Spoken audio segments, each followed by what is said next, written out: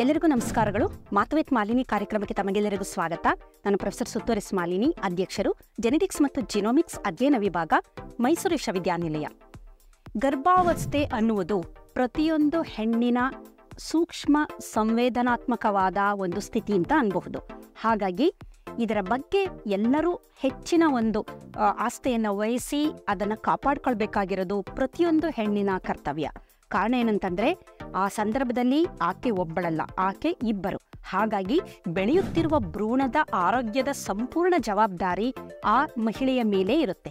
ಅದಕ್ಕೋಸ್ಕರ ನಾವು ತಾಯಿಯನ್ನ ದೇವರು ಅಂತ ಕರಿತೀವಿ. ಪ್ರತಿಯೊಂದಕ್ಕೂ ನಾವು ಹೆಣ್ಣಿಗೆ ಪ್ರಾಶಸ್ತ್ಯವನ್ನು ನೀಡುವುದು ಅದೇ ಕಾರಣಕ್ಕೆ. ಕಾರಣ ಏನಂತಂದ್ರೆ, ಒಂದು ಜೀವಿಯ ಪ್ರತಿಯೊಂದು ಅದರ ಆರೋಗ್ಯವನ್ನು ದೈಹಿಕವಾಗಿ ಮಾನಸಿಕವಾಗಿ ಕಾಪಾಡ್ಕೊಳ್ಳೋದು ಅಂದರೆ ಅದು ತಾಯಿಯ ಒಂದು ಕರ್ತವ್ಯವೇ ಆಗಿದೆ.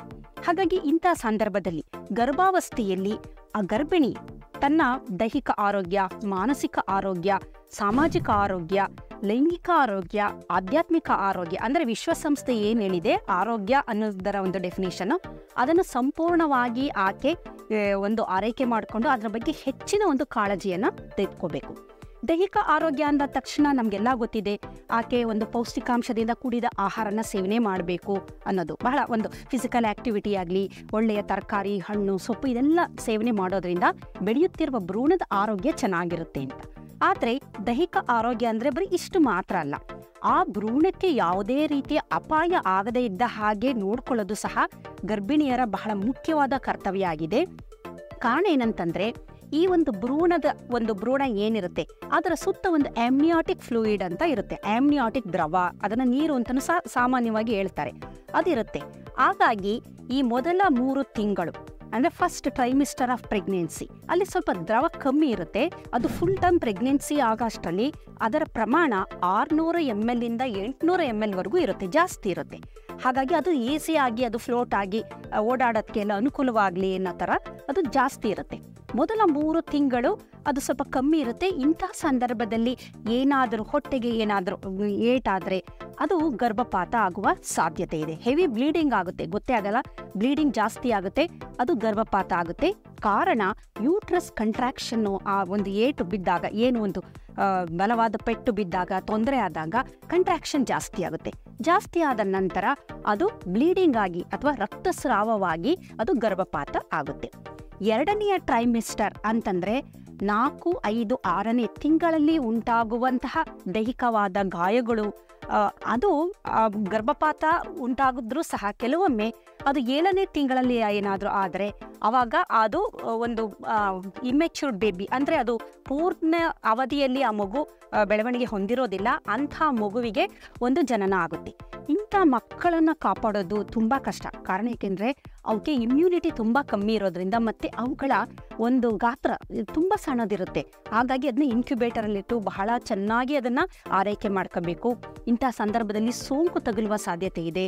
ಅವುಗಳ ವೆಯ್ಟ್ ತುಂಬ ಕಮ್ಮಿ ಇರೋದ್ರಿಂದ ವೆಯ್ಟ್ ಗೇನ್ನ ಮಾಡಬೇಕು ಮಗು. ಹಾಗಾಗಿ ಇಂಥದ್ದೆಲ್ಲ ತೊಂದರೆಗಳಿರೋದ್ರಿಂದ ಸೆಕೆಂಡ್ ಟ್ರೈಮಿಸ್ಟರ್ ಆಫ್ ಪ್ರೆಗ್ನೆನ್ಸಿ ಅಥವಾ 2ನೇ ಟ್ರೈಮಿಸ್ಟರ್ ಅಂದರೆ 4, 5, 6 ತಿಂಗಳ ಪ್ರೆಗ್ನೆನ್ಸಿಯಲ್ಲಿ 6, 7 ತಿಂಗಳಲ್ಲೂ ಸಹ ಬಹಳ ಕೇರ್ಫುಲ್ ಆಗಿ ಇರಬೇಕು. ಕೆಲವೊಮ್ಮೆ ಏನಾಗುತ್ತೆ, ಹೊಟ್ಟೆಗೆ ಏನಾದರೂ ಗಾಯ ಆದಾಗ, ಏಟು ಬಿದ್ದಾಗ, ಏನಾದರೂ ಬಲವಾದ ಏಟು ಬಿದ್ದಂಥ ಸಂದರ್ಭದಲ್ಲಿ ಈ ಒಂದು ಪ್ಲಾಸೆಂಟಾ ಏನಿದೆ, ಪ್ಲಾಸೆಂಟಲ್ ಅಬ್ರಪ್ಷನ್ ಅಂತ ಅಂತಾರೆ. ಅಂದರೆ ಈ ಪ್ಲಾಸೆಂಟಾ ಯೂಟ್ರಸ್ಗೆ ಅಟ್ಯಾಚ್ ಆಗಿರುತ್ತೆ, ಅದು ಅದರಿಂದ ಕಳಚ್ಕೊಂಡ್ಬಿಡುತ್ತೆ. ಕಳಚ್ಕೊಂಡಾಗ ಆ ಭ್ರೂಣ ಹಾಗೆ ಅದು ಒಳಗಡೆನೆ ಮರಣವನ್ನು ಅಪ್ಪುತ್ತೆ. ನಿಮಗೆಲ್ಲ ಗೊತ್ತಿರ್ಬೋದು, ಕೆಲವೊಂದು ಸಂದರ್ಭದಲ್ಲಿ ಇದು ಮರಣವನ್ನು ಅಪ್ಪಿ ತಕ್ಷಣ ಅದನ್ನು ಗಮನಿಸಿ ಅದನ್ನು ಅಬಾರ್ಟ್ ಮಾಡದೇ ಇದ್ದಂಥ ಪಕ್ಷದಲ್ಲಿ ಸೆಪ್ಸಿಸ್ ಆಗಿ, ಸೋಂಕಾಗಿ ಆ ತಾಯಿನೇ ಮರಣವನ್ನು ಅಪ್ಪುವ ಎಲ್ಲ ಸಾಧ್ಯತೆಗಳು ಇದೆ. ಹಾಗಾಗಿ ಇಂಥ ಸಂದರ್ಭದಲ್ಲಿ ಆಕೆ ಬಹಳಷ್ಟು ಕೇರ್ಫುಲ್ ಆಗಿರೋದು ಬಹಳ ಮುಖ್ಯ ಅಂತಲೇ ಹೇಳ್ಬೋದು. ಈ ಒಂದು ಆಮ್ನಿಯಾಟಿಕ್ ದ್ರವ ಏನಿದೆ ಆ ಭ್ರೂಣದ ಸುತ್ತ ಇರೋಂಥದ್ದು, ಅದು ಬಹಳಷ್ಟು ಕಾರ್ಯವನ್ನು ನಿರ್ವಹಣೆ ಮಾಡುತ್ತೆ. ಅದರಲ್ಲೂ ಮುಖ್ಯವಾಗಿ ಆ ಭ್ರೂಣಕ್ಕೆ ಯಾವುದೇ ರೀತಿಯ ಮೆಕ್ಯಾನಿಕಲ್ ಇಂಜುರಿ, ನಾನು ಏನು ಹೇಳಿದೆ, ಗಾಯ ಆಗೋಂಥದ್ದು, ಶಾಕ್ ಆಗೋಂಥದ್ದು, ಅದನ್ನು ತಡೆಗಟ್ಟದೆ. It is like a shock absorber.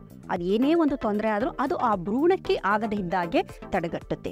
2ನೇದು, ಇದು ಟೆಂಪರೇಚರ್, ಹೊರಗಡೆ ವಾತಾವರಣದಲ್ಲಿ ಇರುವ ಉಷ್ಣಾಂಶ ವೇರಿಯೇಷನ್ ಆದರೂ ಈ ಭ್ರೂಣಕ್ಕೆ ಯಾವುದೇ ರೀತಿ ತೊಂದರೆ ಆಗದಿದ್ದ ಹಾಗೆ ಅದು ಟೆಂಪರೇಚರ್ ರೆಗ್ಯುಲೇಷನ್ ಮಾಡುತ್ತೆ. ಮತ್ತು ನಮ್ಮ ಶ್ವಾಸಕೋಶಗಳ ಬೆಳವಣಿಗೆಗೂ ಸಹ ಈ ಆಮ್ನಿಯಾಟಿಕ್ ದ್ರವ ಬಹಳ ಮುಖ್ಯವಾದದ್ದು ಅಂತಲೇ ಹೇಳಬಹುದು. ಮತ್ತು ಈ ಮೂಳೆಗಳ ಬೆಳವಣಿಗೆಯಲ್ಲೂ ಸಹ ಈ ಒಂದು ಆಮ್ನಿಯಾಟಿಕ್ ದ್ರವ ಬಹಳ ಪ್ರಮುಖವಾದ ಪಾತ್ರವನ್ನು ವಹಿಸುತ್ತದೆ. ಎಲ್ಲದಕ್ಕಿಂತ ಮುಖ್ಯವಾಗಿ ಯಾವುದೇ ರೀತಿಯ ಇಂಜುರಿ ಆಗಬಾರದು ಅನ್ನುವ ಕಾರಣಕ್ಕೇ ಈ ಆಮ್ನಿಯಾಟಿಕ್ ಫ್ಲೂಯಿಡ್ ಏನು ದ್ರವ ಇದೆ ಭ್ರೂಣದ ಸುತ್ತ, ಅದು ಆ ಭ್ರೂಣವನ್ನು ರಕ್ಷಣೆ ಮಾಡುತ್ತೆ. ಇದು ನಮಗೆ ನೇಚರಿಂದ ಬಂದಂಥ ಒಂದು ಗಿಫ್ಟ್. ಆದರೂ ಸಹ ಕೆಲವೊಂದು ಸಂದರ್ಭಗಳಲ್ಲಿ ಗರ್ಭಿಣಿಯರು ಅವರಿಗೆ ಅರಿವಿಲ್ಲದೆ ಕೆಲವೊಂದು ದೈಹಿಕವಾಗಿ ಅವರು ಒಂದು ಅಪಘಾತಕ್ಕೆ ತುತ್ತಾಗುವ ಸಾಧ್ಯತೆ ಇದೆ. ಎಲ್ಲೆಲ್ಲಿ ಅಂತ ನಾವು ನೋಡೋದಾದ್ರೆ ಯಾವ್ಯಾವ ಸಂದರ್ಭದಲ್ಲಿ ಅಂತಂದರೆ, ಏನಾದರೂ ಮನೆಯಲ್ಲಿ ಓಡಾಡಬೇಕಾದ್ರೆ ಜಾರಿ ಬೀಳೋ ಅಂಥದ್ದು, ಸ್ಲಿಪ್ ಆಗೋದು, ಅದು ನೀರಾಗಿರ್ಬೋದು ಅಥವಾ ಎಣ್ಣೆ ಆಗಿರಬಹುದು. ಇದನ್ನು ಸಾಮಾನ್ಯವಾಗಿ ಇಂಥ ಸಂದರ್ಭದಲ್ಲಿ ಏಟಾಗುವ ಸಾಧ್ಯತೆ, ಅಥವಾ ಯಾವುದಾದ್ರೂ ಒಂದು ಅಡ್ಡ ಬಂದಾಗ, ಒಂದು ಹೊಸ್ತಿಲು ಏನೋ ಅಡ್ಡ ಬಂದಾಗ ಮುಗ್ಗರಿಸಿ ಬಿದ್ದು ಆ ಹೊಟ್ಟೆಗೆ ಗಾಯ ಆಗುವಂಥ ಸಂದರ್ಭ. ಇದರ ಹೊರತಾಗಿ ಮನೆಯಲ್ಲಿ ಹೊರತಾಗಿ ಇಳಿಜಾರಾದಂಥ ಪ್ರದೇಶದಲ್ಲಿ ಏನಾದರೂ ಇಳಿಬೇಕಾದ್ರೆ ಆವಾಗ ಜಾರಿ ಬೀಳುವ ಸಾಧ್ಯತೆಗಳು ಇದೆ. ಅದರ ಹೊರತಾಗಿ ಯಾವುದೋ ಒಂದು ದೇವಸ್ಥಾನಕ್ಕೆ ಹೋಗ್ತಾರೆ, ಒಂದು ನುಗ್ಗಾಟ ಇರುತ್ತೆ, ಆಗ ಯಾರೋ ಆ ಹೊಟ್ಟೆಗೆ ಬಲವಾಗಿ ತಾಕ್ಸೋ ಅಂಥದ್ದು, ಅಂಥ ಸಂದರ್ಭ. ಒಂದು ಜಾತ್ರೆ ಆಗ್ಬೋದು, ಸಮಾರಂಭ ಆಗಬಹುದು. ಇದರ ಹೊರತಾಗಿ ಟೂ ವೀಲರ್ ಅದರಲ್ಲಿ ಮೋಟಾರ್ ವೆಹಿಕಲಲ್ಲಿ ಓದಬೇಕಾದ್ರೆ ಏನಾದ್ರು ಬಿದ್ದರೆ, ರಸ್ತೆಗೆ ಏನಾದ್ರು ಬಿದ್ದರೆ ಅಲ್ಲಿ ಕಲ್ಲಿಗೇನಾದರೂ ಹೊಟ್ಟೆ ತಾಗಿ ಏಟಾಗುವಂಥ ಸಂದರ್ಭ. ಹೀಗೆ ಅದರ ಜೊತೆಗೆ ಈ ವೆಹಿಕಲಲ್ಲಿ ಹೋಗುವಾಗ ಆಗುವ ಅಪಘಾತಗಳೇ ಜಾಸ್ತಿ. ಇಂಥ ಸಂದರ್ಭದಲ್ಲಿ ಆ ಬೆಳೆಯುತ್ತಿರುವ ಭ್ರೂಣಕ್ಕೆ ಆಘಾತ ಆಗಿ ಅದು ಸಾವನ್ನಪ್ಪುವ ಎಲ್ಲ ಸಾಧ್ಯತೆಗಳು ಇರುತ್ತೆ. ಇಲ್ಲಿ ಆಮ್ನಿಯಾಟಿಕ್ ದ್ರವನೂ ಸಹ ಕೆಲವೊಮ್ಮೆ ಅದು ಲೀಕ್ ಆಗಬಹುದು, ಆ ಭ್ರೂಣಕ್ಕೆ ಏಟಾಗಬಹುದು. ಅಕಸ್ಮಾತ್ ಆ ಮಗು ಏನಾದರೂ ಬದುಕಿದ್ರೂ ಸಹ ಅದರಲ್ಲಿ ನಾನಾ ರೀತಿಯ ನ್ಯೂನ್ಯತೆಗಳನ್ನು ನಾವು ಆ ಮಗುವಿನಲ್ಲಿ ನೋಡಬಹುದು. ಹಾಗಾಗಿ ಗರ್ಭಿಣಿ ಸ್ತ್ರೀಯರು ಬಹಳ ಕೇರ್ಫುಲ್ ಆಗಿ ಬರೀ ಊಟ ತಿಂಡಿ ಮಾತ್ರ ಅಲ್ಲ, ಕೆಲವೊಂದು ಸಂದರ್ಭದಲ್ಲಿ ಅದು ಪೂರ್ಣಾವಸ್ಥೆಯ ಗರ್ಭ ಅಂತಂದಾಗ ಆಕೆ ನಡಿಬೇಕಾದ್ರೂ ಸಹ ಬಹಳ ಹುಷಾರಾಗಿ ನಡಿಬೇಕಾಗುತ್ತೆ. ಜನಸಂದಣಿ ಇರುವ ಒಂದು ಪ್ರದೇಶದಲ್ಲಿ ಹೆಚ್ಚಿನ ಒಂದು ಗಮನವನ್ನು ಆಕೆ ನೀಡಬೇಕಾಗುತ್ತೆ, ಹೊಟ್ಟೆಗೆ ಏಟಾಗದೇ ಇದ್ದಂಗೆ. ಆಮೇಲೆ ಕೆಲವೊಂದು ಸಂದರ್ಭ ನಾನು ಹೇಳಿದೆ, ಜಾತ್ರೆ ಸಮಾರಂಭಗಳು, ದೇವಸ್ಥಾನ, ಎಲ್ಲಿ ಜನಜಂಗುಳಿ ಜಾಸ್ತಿ ಇರುತ್ತೆ ಅಂತಹ ಕಡೆ ಆದಷ್ಟು ಇದನ್ನು ಅವರು ಹೋಗದೇ ಇದ್ದ ಹಾಗೆ ಒಂದು ತಡೆಗಟ್ಟಿದ್ರೆ ಖಂಡಿತವಾಗ್ಲೂ ಆ ಭ್ರೂಣಕ್ಕೆ ಯಾವುದೇ ರೀತಿ ಅಪಾಯ ಆಗಲ್ಲ. ಅದರ ಹೊರತಾಗಿ ಇದರ ಬಗ್ಗೆ ಏನಾದರೂ ನೆಗ್ಲಿಜೆನ್ಸ್ ಇದು ಏನಾಗುತ್ತೆ ಮಹಾ ಅಂತ ಏನಾದರೂ ಹೋದರೆ, ಇತ್ತೀಚೆಗೆ ನಿಮ್ಗೆ ಗೊತ್ತಿದೆ, ಒಂದು ಆಕ್ಸಿಡೆಂಟಲ್ಲಿ ಆ ಗರ್ಭಿಣಿ ಸ್ತ್ರೀಯ ಹೊಟ್ಟೆಯ ಮೇಲೆ, ಎದೆಯ ಭಾಗದ ಮೇಲೆ ಒಂದು ಲಾರಿ ಹರಿದು ಆ ಮಗು, ಆ ಭ್ರೂಣ ಈಚೆ ಬಂದು ಅಲ್ಲೇ ಅದು ಸತ್ತೋಗಿರೋ ಅಂಥದ್ದು. ಅಂದರೆ ಆ ಟೂ ವೀಲರಲ್ಲಿ ಹೋಗ್ಬೇಕಾದ್ರೂ ಪೂರ್ಣ ಗರ್ಭಿಣಿಯಾದವಳು ಬಹಳ ಎಚ್ಚರಿಕೆ ವಹಿಸಬೇಕು. ಆಕೆ ಏನಾದರೂ ಬಿದ್ದರೆ ಬೇರೆ ಸಂದರ್ಭದಲ್ಲಿ ಪರವಾಗಿಲ್ಲ, ಆದರೆ ಗರ್ಭಿಣಿ ಆದಾಗ ಅದು ಮಗುವಿಗೆ ತೊಂದರೆಯಾಗುವ, ಇಬ್ಬರಿಗೂ ಸಹ ತೊಂದರೆಯಾಗುವ ಎಲ್ಲ ಸಾಧ್ಯತೆ ಇದೆ. ಹೆವಿ ಬ್ಲೀಡಿಂಗ್ ಆಗ್ಬೋದು, ಸೋಂಕುಗಳಾಗಿರ್ಬೋದು. ಈ ರೀತಿ ತಾಯಿ ಮತ್ತು ಮಗುವಿಗೆ ಅಪಾಯವಾಗುವ ಸಾಧ್ಯತೆ ಇರೋದ್ರಿಂದ ಇದನ್ನು ನಾವು ಬಹಳ ನಿರ್ಲಕ್ಷ್ಯ ಮಾಡ್ತೀವಿ.